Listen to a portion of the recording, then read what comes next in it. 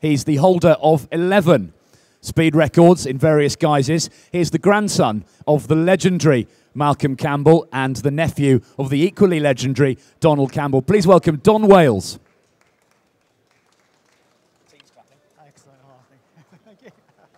The team's clapping. My fan club. Everybody will be clapping when you hear this story. Welcome to the show. Happy New Year, Don. Thank you, Henry. Millions of people saw the documentary on the BBC just before Christmas. Start at the beginning. Go back to day one. Explain who, what, where, why, and when. Well, we were looking at breaking a world record of any kind, and the best means that we could find was a steam car. The world record for the steam car is over 100 years old. And Charles Burnett, who was the patron of the project, wanted to break this longest standing world record. I was very lucky to be invited to it within sort of the last 2 years of the project, but it had been going for the previous 10 years. And trying to power a car by steam proved to be an incredibly difficult thing. So we're saying that this is effectively a giant kettle on wheels. It is a giant kettle on wheels and is now officially the fastest kettle on wheels in the world. Yeah, you averaged 148 as an average speed over the measured mile, the two runs for a world record that count. But we did get a peak speed of 159 just beyond the measured mile. So the car will go faster, and I would love to be able to go back and finish it off. But the car now is going to be an exhibition piece. I think anyone who saw the documentary will appreciate that there was a real science to it. It's very, very high tech, and the car gave you a lot of trouble, didn't it, until you pulled it off at the end? Yes, the car proved to be a real awkward beast to get it working. We spent 10 weeks out in the Mojave Desert trying to get it to work. We encountered a heat wave in the middle of a desert. We had temperatures at 115 degrees. So the team really struggled to work in those adverse conditions. And the car really didn't break the record up until the very last moment. Is it not the case, though, that for steam you need immense heat? I think, would it not have been better to be hotter? Well, for the heating the water, yes, that would have been a bonus. But the electronics in the car, they fried, basically. And we had to keep pumping in dry ice to keep them cold. So Charles got the record that we saw famously, and then very magnanimously offered you a go at the end, and you took the record to even further heights. That's right. Charles was the patron of the project. He paid for everybody, looked after us all very well, and I was there to be his stand-in, basically, just in case he didn't turn up on the day or was whisked away on business. And he very magnanimously said, Don, you've done such a lot of hard work on this project. Please, on the last day, go out and set a faster record.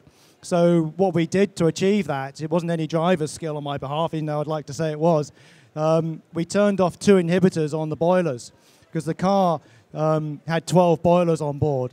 And we found that 2 of them were always trying to run out of control and go above their set temperatures. And at a certain point, they would have burst, therefore making the car slower. There was no real danger. So we decided on the last day to turn off those 2 inhibitors and let the boilers just do whatever they were going to do. And the car would then go faster. We also turned up the temperature as well from about 370 degrees centigrade to 380 degrees centigrade for the water, which meant I had a bit more power to go faster. Obviously, this sort of thing is in your blood with your famous ties to the Campbell family. What do you remember of Donald? I know you were pretty young when he died. Yes, I was only 6 years old when he was killed. I've got a sort of handful of memories of Donald. More than anything, he was a joker. And with me being a wee kid at 6 years old, he would like to just take you out into his garden and play practical jokes. I can remember one occasion that he had a fountain in the garden, and his pet prize really was squirting you with water as you walk past it.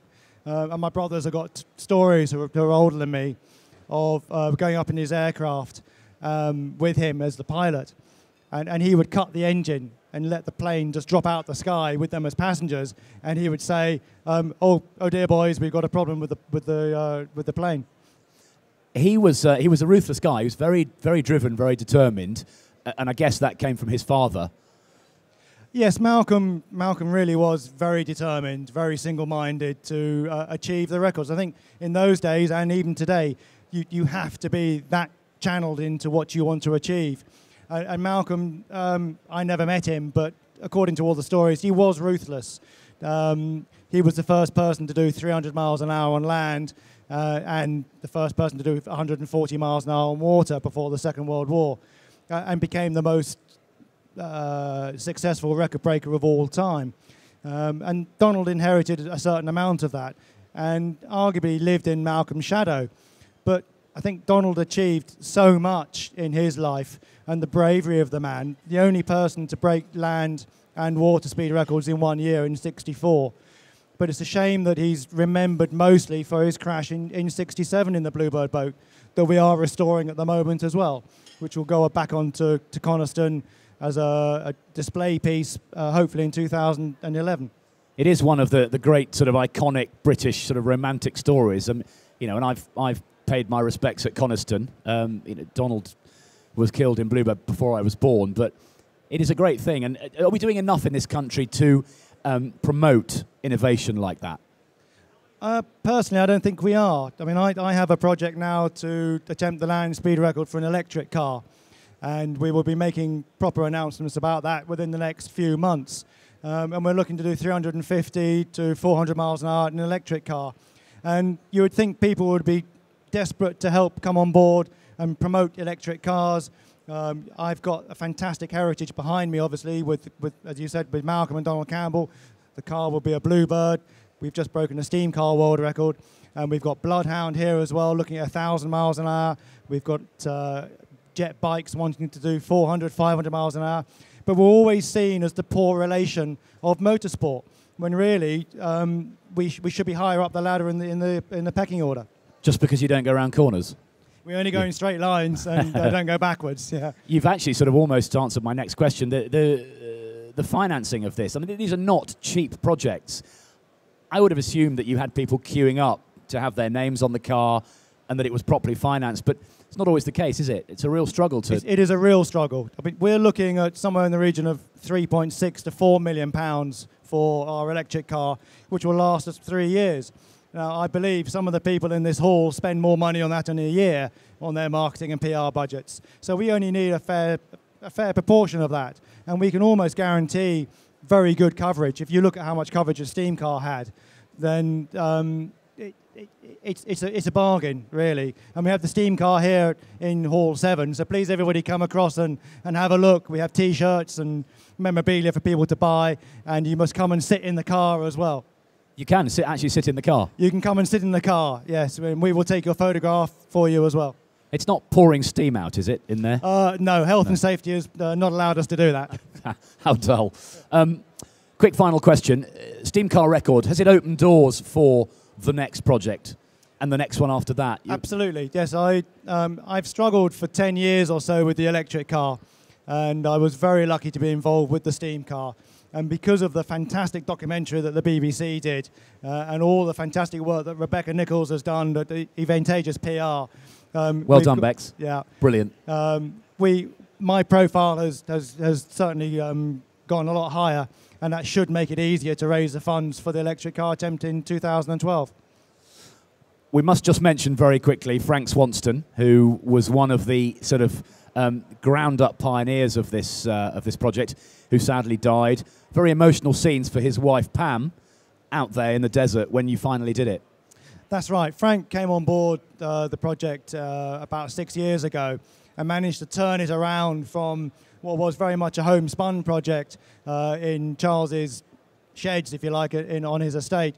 And he turned it into a proper meaningful project, and it was really making headway when, as you say, he was unfortunately taken away from us. And it was really nice that Pam has still stayed with the team and came out to America and experienced that record being broken, because we were all very much pulling in the same direction in Frank's memory. We salute you. Fantastic achievement. Best of luck for all the other crazy things you're going to get up to, and we look forward to reading all about it. Thank you very much, Don Wales.